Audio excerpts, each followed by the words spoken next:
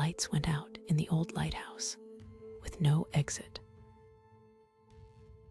The lights went out in the old lighthouse with no exit, and I remember thinking the phrase could have been a warning or a dare. I had taken the watch for a week, a favor to the town after Keeper Elias fell ill. The storm came early that night, pinning black water to the glass and flinging salt like confetti against the panes. Inside, the place smelled of oil and old paper. A brass lantern left on a table looked almost ceremonial under the lamplight before the power hiccuped and died. At first it was ordinary fuses, damp wires, a pilot light gone out. I fumbled blindly for the emergency lantern, the brass warming under my palm. But when I reached the door to go down and check the generator, the corridor felt wrong, as if the building had tightened around the stairwell. The door latched with more solidity than it had earlier. The lock's keyhole seemed to look back with a cool, unapologetic refusal. Outside, the sea sounded like someone clearing a throat very slowly. Keeper Elias' notebook sat where he'd left it, on a narrow table scarred by coffee rings. I opened to a page where his handwriting narrowed into a thread of letters about keeping watch and watching what keeps you. The words were practical at first: oil changes, wick trimming, tide logs. But margins were filled with fragments, a list of times he had woken to the glass breathing, to lights that shouldn't be there. The photograph under his thumb, faded people on a shore, made the margins look like the edges of a map you shouldn't trust. The lighthouse interior was honest about its age. A spiral iron staircase curled up through a central well, every riser kissed by decades of boots. The tide clock embedded in the wall stuck unnaturally between marks, its face smeared with sea film. Lantern racks hung like promises. The main lamp sat silent in its chamber above, a crown of glass reflecting nothing. I began cataloging small certainties like a person might count currency. A working radio, sealed provisions, a chart with the town's name circled thrice. Certainties, I learned, are fragile things. Sounds arrived in the lighthouse, as if from another room entirely. A bird cried, and the noise ricocheted against iron, sounding like the punctuation at the end of a sentence that had nothing to say.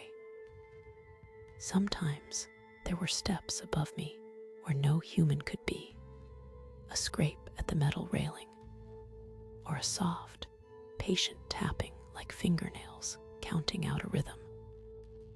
Other times, there was only the ocean, but the ocean hummed differently through the masonry, full of small, precise things, moving as if someone had whispered instruction to the tide.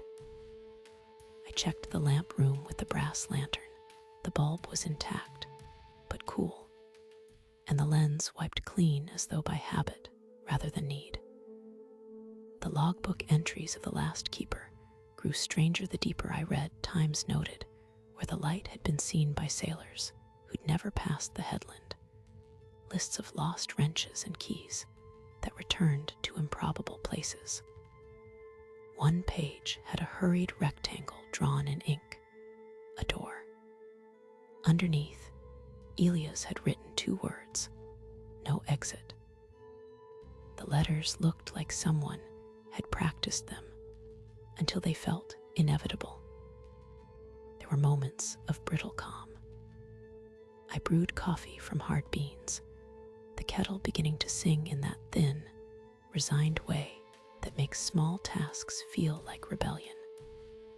I called into the static of the radio, the waves between messages scraping at the frequencies. Once, A light appeared on the horizon, and I thought salvation had arrived, only for it to wobble away.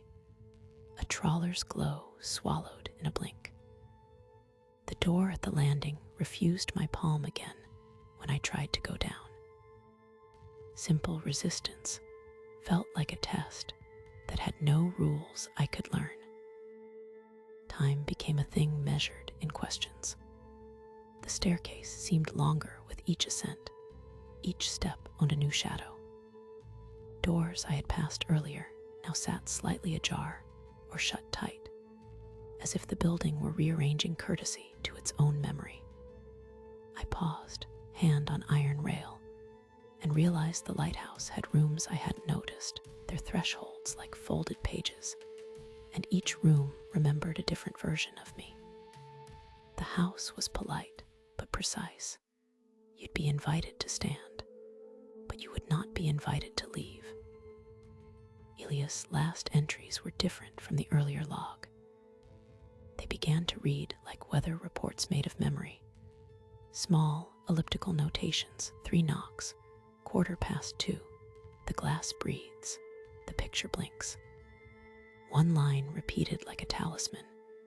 Remember, the light is not always outside. The last paragraph dissolved into slashes, and then a single sentence that could be read as a prayer or a warning. If it asks you to look down to see up, do not comply. I folded the page closed with the slow deliberation of someone learning not to read too far.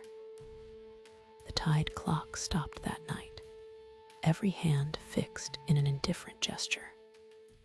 I listened and began to hear the sea inside the wall, a deep, patient sucking that was not the outside ocean, but something imitative, a mirroring tide that traced the building's bones. I pressed my ear to the cold brick and thought I could hear, beneath the returning water, a low argument, 2 voices that were not human and maybe not even sound. The lighthouse's lamp room breathed in time to it. Inhalation and rustle, like a sleeping thing shifting in its dream. When a voice finally found me, it was first a mimic. It rounded the corner of the stairwell in my own cadence, repeating a question I had asked myself hours before. It was smaller than a human voice, and very close to the ear, patient, precise, like someone practicing kindness to see how it felt. I answered aloud, because it felt less treacherous to speak than to hold silence. The voice repeated my answer, and then asked another thing I had never voiced. Do you remember the faces by the shore? I realized I could not be certain whether the question came from the building or my own memory cropping up like an old scar. I climbed toward the lantern room because the roof felt like an answer I might climb into. The spiral stairs gave way to a narrow gallery, and then a ladder. The air thinned and tasted of glass and oil. Through the upper panes, the sea looked too steady, flat as a held breath. I tried the signal horn, and the metal sounded hollow, swallowing its own voice. Down below, a dim light moved on the water, and then reversed like a memory being tucked away. I realized with a cold clarity that the outside answered on its own timetable. At the top, the light itself sat like an object waiting to be acknowledged. I set the brass lantern on the floor and searched everywhere for the cause of the blackout. A tripped relay, a gap in the wiring, anything tangible. The lamp's reflector showed me the room behind my eyes, small, crowded with versions of myself I didn't recognize. When I touched the mains, a bloom of dark spread across the lantern room, as if darkness were not absence, but movement. In that moment, the lamp felt less a machine and more a question posed to the world. Something in the glass answered not with sound, but with an alignment of images. The reflection in the lamp's curved glass resolved into a little scene that wasn't mine. The faded photograph enlarged, the faces more distinct, eyes turning toward me. For a heartbeat, I thought I saw Elias standing behind me, not in the room, but in the reflection, tipping his coat as if taking his leave. My own shadow stepped forward at the same time and bowed. The lantern threw a ring of amber light, and in the ring, the margins of the room receded like pulled vellum, revealing a doorway I had not seen in any of Elias' notes. The doorway had no handle. Where doors exist, they are usually willing to be opened or stubbornly refuse. This one simply was, cut into the wall like a forgetting. The edges hummed with the same small argument as the tide inside the masonry. I stood before it and felt the building hold its breath. The choice was presented without ceremony. Step through and see what the dark had been hiding, or step back and live with the knowledge that there was an invitation you refused. The lamp pooled light at my feet, and the room made no sound except the precise ticking of a clock that had no hands. I did not dramatize the step. I moved as someone crossing a room to answer an ordinary question.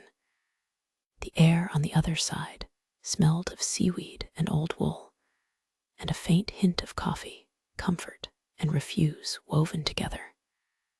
When I put my shoulder to the doorway, it gave not with a mechanical click, but with a memory sliding back into place. The corridor beyond was narrow and lined with frames, photographs, charts, things that looked like maps of storms. They were not static. Their images rearranged themselves in a way that implied intent. The lighthouse, which had been guiding others, now guided a different kind of curiosity inward. At the corridor's end, a small hatch opened onto an impossible room that smelled of sun and shore, though the storm still raged outside. In it, the sea was captured like a painting, a shallow basin of water that reflected not the lighthouse, but the very shore from the faded photograph. Faces in the reflection turned toward me with a slow, patient curiosity.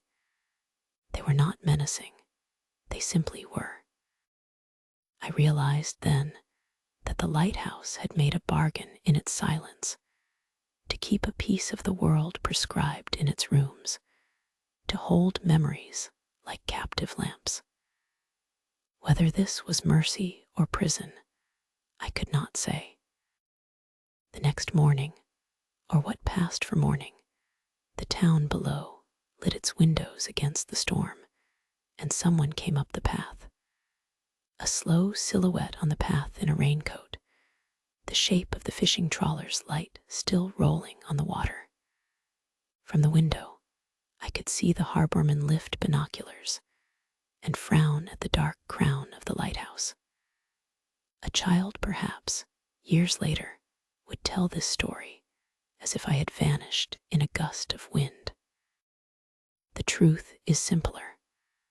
I found a place in the lighthouse that looked like leaving while being a place to stay. I took the photograph from my pocket and set it on the basin's rim, face up to its own reflection. I do not know whether I closed the hatch or whether closing was simply what buildings do when corners of memory must be kept. The lamp above relit in a way that could be read as a mechanical restart, or as something gentler, like a story told again. From the town, you could see a beam sweep the wet sky, an ordinary signal bending over ordinary boats. From inside, the beam felt like comprehension, arriving too slowly. It illuminated not a path, but question laid bare. When people later spoke of the night the lights went out and there was no exit, they remembered only the empty steps and the sound of a sea that had learned to whisper names. The rest belongs to the margins.